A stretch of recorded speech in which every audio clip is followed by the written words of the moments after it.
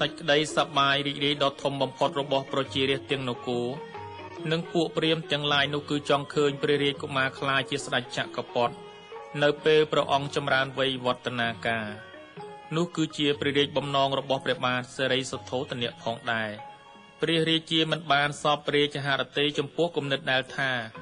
ព្រះរាជកុមារនឹងលះបង់ជីវិតក្រហមដើម្បីក្លាយជាសាស្ត្រាចារ្យទេសេចក្តីសង្ឃឹមរបស់ព្រះអង្គគឺថាព្រះរាជកុមារសិទ្ធត្ថក៏ដូចជាព្រះរាជកុមារដទៃឯទៀតដែរក៏បីចម្រើនវ័យវឌ្ឍនាការដល់ពេញវ័យក៏បីទទួលរាជាភិសេកនិងឡើងសោយរាជសម្បត្តិបន្ទាប់ពីព្រះអង្គពីថ្ងៃបន្ទាប់ពីពិធីប្រទាននាមចំពោះព្រះរាជកុមារមកព្រះនាងសិរីមហាមាយាទ្រង់ចាប់ប្រជូនរួចក៏សោយព្រះវិឡាល័យទៅសេចក្តីទុក្ខក្រៀមក្រំយ៉ាងធំធេងកើតមានឡើងចំពោះមនុស្សគ្រប់គ្នាសេចក្តីទុក្ខរបស់ព្រះបាទសទ្ធោទនៈមានកម្រិតធំធេងបំផុតព្រះនាងសិរីមហាមាយាគឺជាក្សត្រីដែលមានចរិយាសម្បត្តិប្រកបដោយគុណធម៌មួយអង្គនៃព្រះរាជសន្តិវង្សដ៏ខ្ពង់ខ្ពស់ដោយហេតុនោះហើយទើបធ្វើឲ្យព្រះរាជាមានសេចក្តីសោកស្ដាយយ៉ាងជ្រាលជ្រៅបន្ទាប់ពីព្រះនាងសិរីមហាមាយាទ្រង់សោយព្រះវិឡាល័យទៅព្រះរាជាទ្រង់ផ្ទុកផ្ដាក់ការចិញ្ចឹមបីបាច់ព្រះរាជកុមារទៅឲ្យព្រះនាងមហាបជាបតិកោតមីដែលជាព្រះស្នំមួយព្រះអង្គក្នុងចំណោមព្រះស្នំទាំងឡាយរបស់ព្រះអង្គនិងជាមេនំបំបៅព្រះរាជកុមារសិទ្ធត្ថផ្ទាល់ព្រះនាងបានបីបាច់ព្រះរាជកុមារដូចជាព្រះរាជបុត្របង្កើតរបស់ព្រះនាងដោយហេតុនោះទើបព្រះរាជកុមារសិទ្ធត្ថពុំបានដឹងថាព្រះមាតាបច្ចុប្បន្នរបស់ព្រះអង្គជានរណាឡើយព្រះរាជកុមារសិទ្ធត្ថបានរីកចម្រើនវ័យវឌ្ឍនាការឡើងក្រោមការបីបាច់រក្សាយ៉ាងល្អបំផុតរបស់ព្រះនាងមហាបជាបតិកោតមីព្រះអង្គទ្រង់មានរូបសម្ផស្សល្អស្រស់និងមានសុខភាពល្អឥតខ្ចោះនរណាក៏ស្រឡាញ់ពេញចិត្តនឹងព្រះអង្គគ្រប់គ្នានៅពេលព្រះអង្គមានប្រជញ្ញ8វស្សាព្រះរាជាបានអញ្ជើញសាស្ត្រាចារ្យជំនាញក្នុងវិស័យផ្សេងឲ្យមកបង្ហាត់បង្រៀនព្រះរាជកុមារអំពីសិល្បៈសិលសាស្ត្រនិងវិទ្យាសាស្ត្រនានាដោយសារសាស្ត្រាចារ្យទាំងអស់របស់ព្រះអង្គសុទ្ធតែជាអ្នកមានជំនាញនោះព្រះរាជកុមារអាចរៀនចេះស្ទាត់បានយ៉ាងឆាប់រហ័សនិងប្លែកពីគេផងវាជារឿងប្រទះណាស់ដែលព្រះរាជកុមារសិទ្ធត្ថរៀនពូកែដាច់គេក្នុងចំណោមរាជកុមារទាំងឡាយភាពស្ទាត់ជំនាញក្នុងការសិក្សារបស់ព្រះអង្គពោពេញទៅដោយសេចក្តីស្ងើចស្ញប់ស្ញែង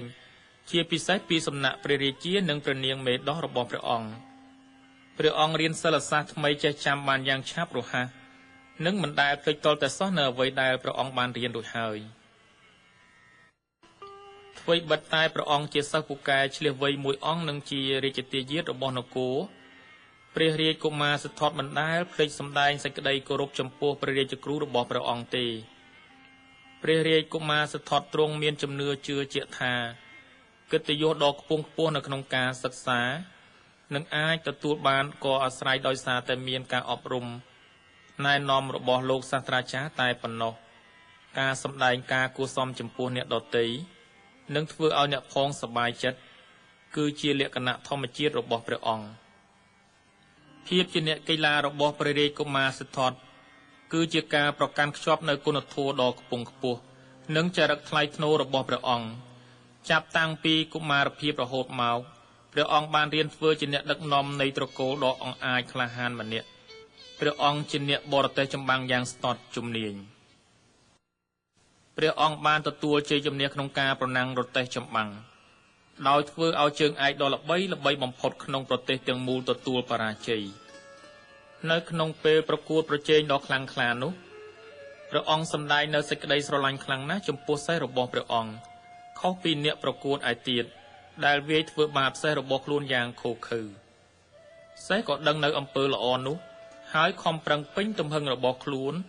ដើម្បីធ្វើឲ្យព្រះរាជកុមារទទួលបានជ័យជំនះដាច់គេព្រះរាជកុមារទ្រង់មានប្រតិយសប្បុរសចំពោះសពសត្វទាំងឡាយក្នុងឋានៈជាអ្នកស្នងរាជព្រះអង្គមិនដែលស្គាល់ដោយម្ដេចដែលហៅថាខ្វះខាតនោះទេព្រះអង្គទ្រង់បានទទួលការពន្យល់ទូលមានថា មនុស្សក្តីសត្វក្តីសុទ្ធតែរីករាយខ្លាំងណាស់នៅពេលបានរស់នៅបានសុខស្រួលនិងមិនចង់ជួបសេចក្តីឈឺចាប់និងទុក្ខសោកដូចគ្នាចាប់តាំងពីព្រះអង្គមានព្រះជន្ម8វស្សារហូតមកចរិតប្រកបដោយមេត្តាធម៌របស់ព្រះរាជកុមារគឺជាគុណធម៌ដ៏ខ្ពស់លើសលប់ព្រះអង្គមិនដែលប៉ះពាល់ដល់ជីវិតសត្វតូចធំគ្រប់រូបភាពសោះឡើយព្រះអង្គទ្រង់ត្រៀមខ្លួនជានិច្ចដើម្បីជួយសពសត្វទាំងឡាយឲ្យរួចរំដោះផុតពីសេចក្តីទុក្ខនិងការឈឺចាប់មានម្ដងនោះព្រះអង្គបានទួតឃើញបម្រើរបស់ព្រះអង្គម្នាក់កំពុងវាយប្រហារសត្វពស់ដោយលំពេងព្រះអង្គទ្រង់យាងប្រញាប់ប្រញាល់ទៅខត់បម្រើនោះកុំឲ្យវាយសត្វពស់ទៀតថ្ងៃមួយព្រះរាជកុមារសិទ្ធត្ថកំពុងក្រសាលកំសាន្តនៅក្នុងឧទ្យានជាមួយនឹងរាជកុមារដែលមានវ័យស្របាលនឹងព្រះអង្គនៅក្នុងចំណោមគូកនរបស់ព្រះអង្គនោះក៏មានរាជកុមារទេវទត្តមួយអង្គដែររាជកុមារទេវទត្តមានចរិតផ្ទុយស្រឡះពីរាជកុមារសិទ្ធត្ថទោះបីត្រូវជាបងប្អូនជីដូនមួយនឹងព្រះអង្គក៏ដោយព្រះរាជកុមារសិទ្ធត្ថទ្រង់ជាតួយ៉ាងនៃសេចក្តីមេត្តានិងសេចក្តីស្រឡាញ់ព្រះអង្គមិនដែលធ្វើឲ្យនរណាម្នាក់ឈឺចាប់ឡើយមានតែជួយអ្នកដទៃឲ្យរួចរំដោះពីសេចក្តីទុក្ខផ្ទុយទៅវិញព្រះរាជកុមារទេវទត្តចូលចិត្តខាងច្រណែនគេនិងសប្បាយខ្លាំងណាស់ក្នុងការបាញ់សត្វថ្ងៃមួយរាជកុមារបានតម្រង់ព្រួញបាញ់សម្ដៅលើវងកងានដែលកំពុងហើរកងានមួយក្បាលបានត្រូវរបួសយ៉ាងធ្ងន់ហើយព្រះរាជកុមារសិទ្ធត្ថទ្រង់សម្គាល់ឃើញថាសត្វកងាននោះមានការឈឺចាប់ខ្លាំងណាស់ព្រះរាជកុមារសិទ្ធត្ថបានរត់យ៉ាងលឿនទៅរកសត្វកងានព្រះអង្គបានដកព្រួញចេញហើយបបោះអង្អែលវាព្រះរាជកុមារទេវទត្តទ្រង់រត់ទៅរកព្រះរាជកុមារសិទ្ធត្ថដោយក្តីពិរោធក្នុងបំណងដណ្ដើមយកសត្វកងានទៅវិញទ្រង់បានស្រែកដោយក្តីក្រោធទៅរកព្រះរាជកុមារសិទ្ធត្ថនិងសុំយកសត្វកងានពីព្រះអង្គព្រះរាជកុមារសិទ្ធត្ថទ្រង់បដិសេធដាច់ខាតនិងមានបន្ទូលថា